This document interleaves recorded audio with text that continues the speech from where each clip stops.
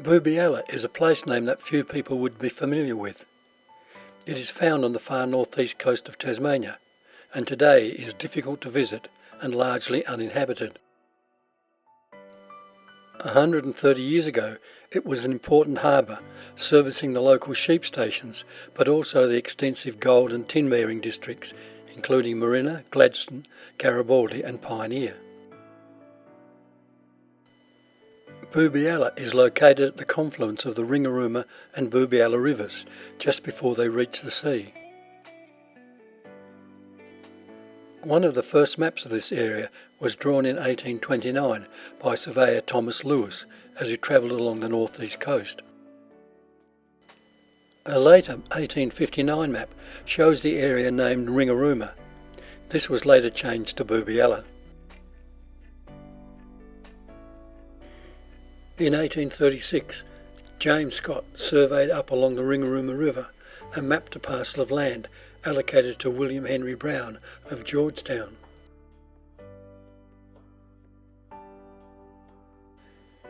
The mouth of the river is constantly changing, and it is difficult today to understand how coastal steamers and sailing vessels could enter the port of Boobyalla.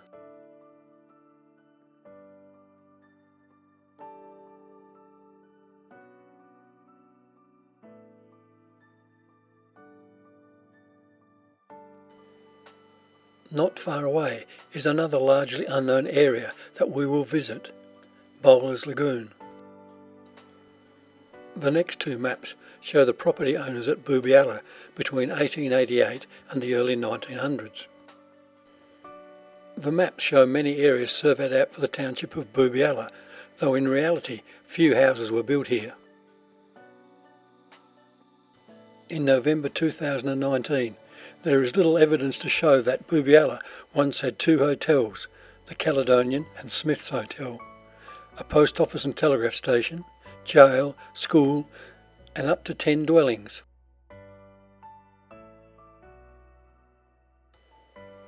The town thrived at the height of the mining boom between 1875 and the early 1900s, but the building of the railway to Herrick in 1916 and the silting up of the river saw most of the buildings moved elsewhere or destroyed by fire. Donald Campbell came to Tasmania in 1855. In 1875, after the discovery of tin in many areas inland from Boobyalla, Donald Campbell established a packing service using over 100 horses to bring tin ore to Boobyalla for shipment to Launceston and taking supplies to the miners. The shipment of tin and the influx of miners going to and from the tin mines led Donald to building a concrete wharf at Boobyalla, and shortly afterwards built the Caledonian Hotel.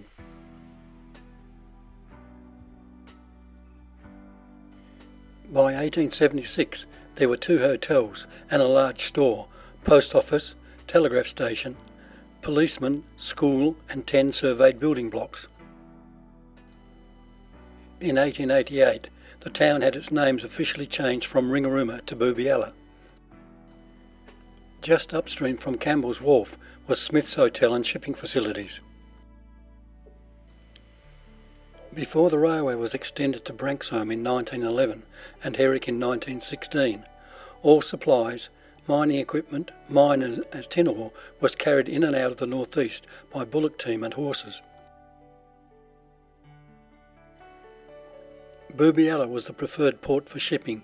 The old port road that still exists today ran from Herrick down the western side of Mount Cameron to Boobyalla. Another road led from Gladstone and South Mount Cameron to the port. Between 1875 and 1916, shipping notices in the Examiner show just how busy the coastal port was. Although Boobyalla was reported to be the best port on the northeast coast, vessels often had difficulty in negotiating the river mouth, even before it silted up. It was common for vessels to be run aground on the shifting barway at the river mouth. In 1893, the SS Minx grounded just inside the mouth of the river, about 400 metres from the wharf. It wasn't until January 1894 that she floated off. After repairs were done while at the wharf, she left for Launceston, towing 2 sailing vessels out of the river. Off Waterhouse Island she began to leak badly, and despite efforts to beach her, she sank. The paddle wheeler Avon was a popular visitor to the port on account of its shallow draft and manoeuvrability. Some of the larger vessels, like the Amy, often had to offload some of the 1,000 bags of tin on board so she could clear the barway. The large storage shed on Donald Campbell's wharf was still in place in the 1920s, but the port was no longer in regular use. Donald Campbell died in 1927 and is buried in the old Boobyalla cemetery. The family moved to Launceston after his death.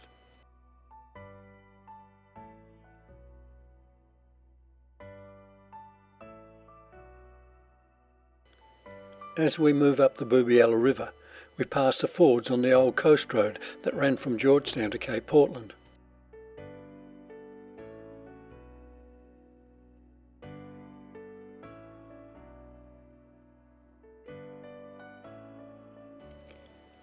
We are now approaching where Captain Morgan settled in 1879.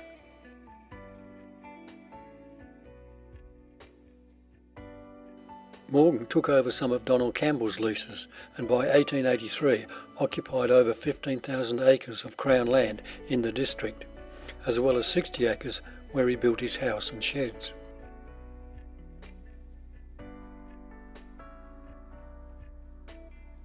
This is the area that Captain Morgan built his house as it looked in 1990 on the western banks of the Boobyalla River.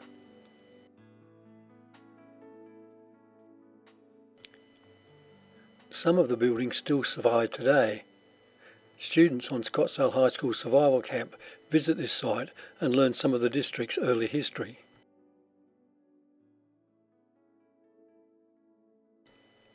Captain Morgan was an old-time master mariner who sailed with Sir John Franklin before taking up land at Boobyalla and becoming a pastoralist and grazier. Captain Morgan was about 60 years of age when he went to Boobyalla. He had 2 children, Kate and William. William was elected to the first Ringarooma Council in 1908. Captain Thomas Morgan's wife Sarah died in 1905, 78 years of age. Thomas died 3 years later in 1908. Both are buried in the Boobyalla cemetery along with the Campbells and the Farquhars. Boobyalla is no longer used as a port, but the river is certainly an important part of the Scottsdale High School's outdoor education program. Oh, here they come again. Here they come.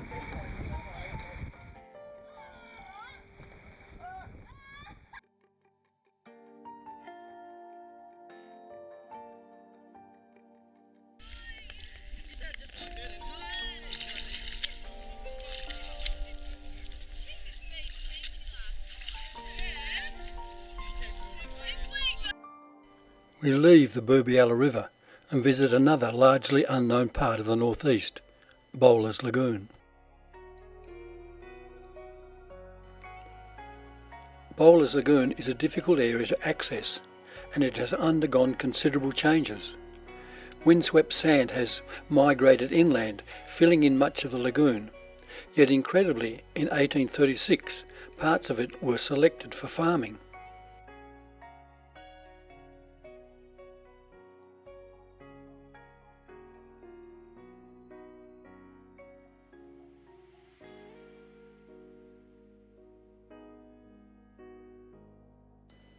Dawson's map of this area in 1836 clearly shows buildings, surveyed river course and the location of 2,560 acres granted to the Reverend William Henry Brown of Georgetown.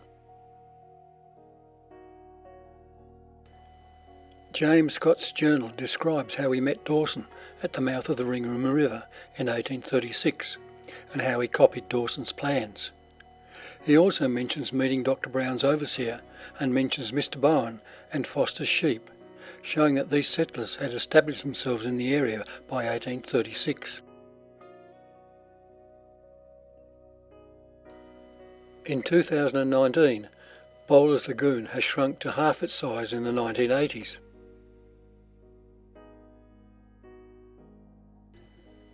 The North East Field naturalist visited the area in 2005 and the lagoon was a considerable size.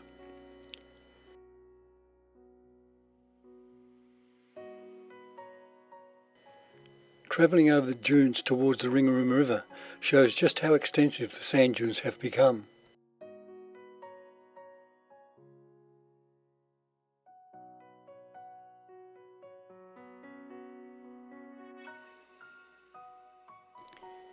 We are trying to locate the exact area that was granted to Reverend Brown in 1836. It was located close to a bend in the river.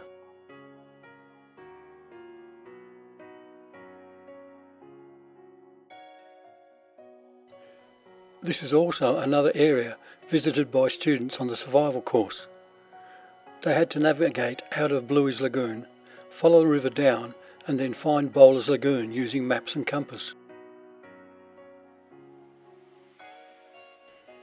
While crossing to the lagoon, interesting natural artefacts were seen, including a wombat skull, indicating that sand has not always been at this location.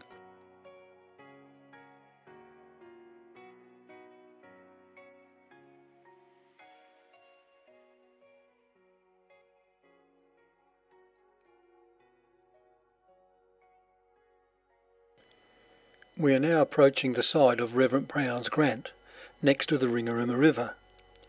It seems that any buildings are now under tons of sand.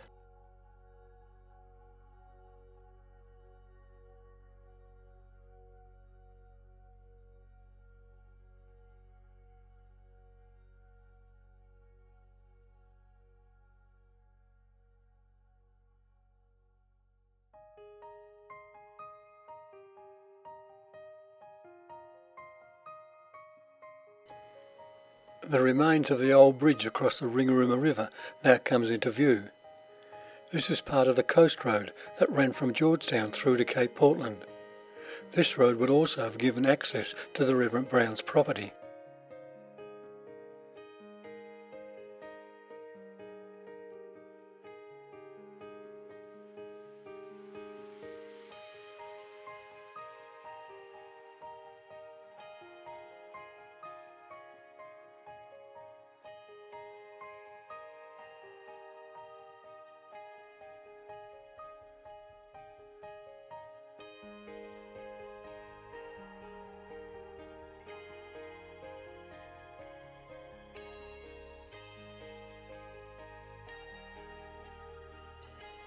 This bend in the river was also an important destination for students on the survival camp, having either paddled down from Bluey's Lagoon or up the river from the Boobyalla jetty.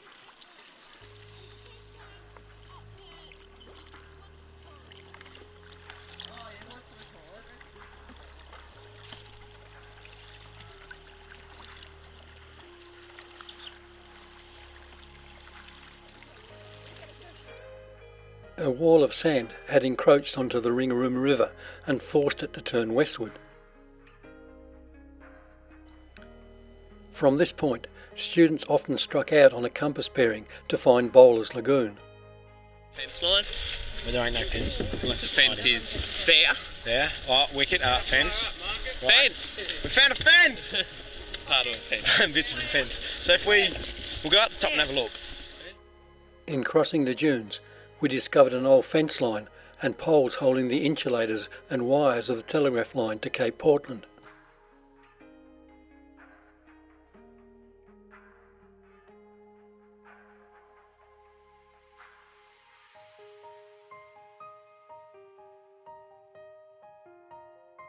Well, we're off. Students sometimes had to carry a patient across the dunes to Bowler's Lagoon.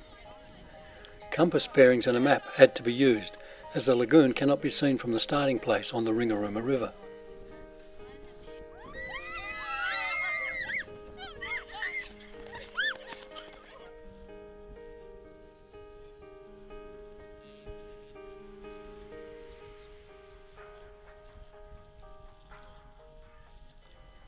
Bowler's Lagoon has patches of quicksand that create long ripples when you walk on it.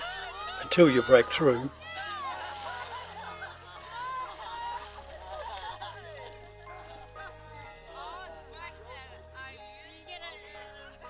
Well, I think I might have done.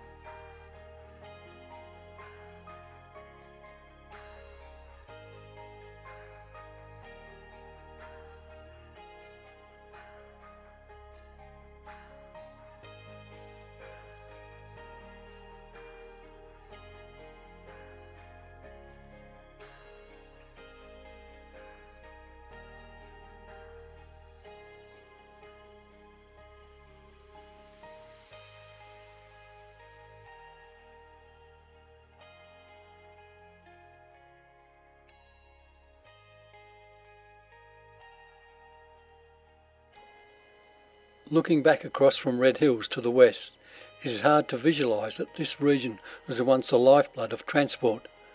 Between 1875 and the early 1900s, a shipping port, telegraph line and road that joined Georgetown with Cape Portland. A nearby wind monitoring tower suggested in the near future it will be populated by many wind generators, adding to those at Cape Portland.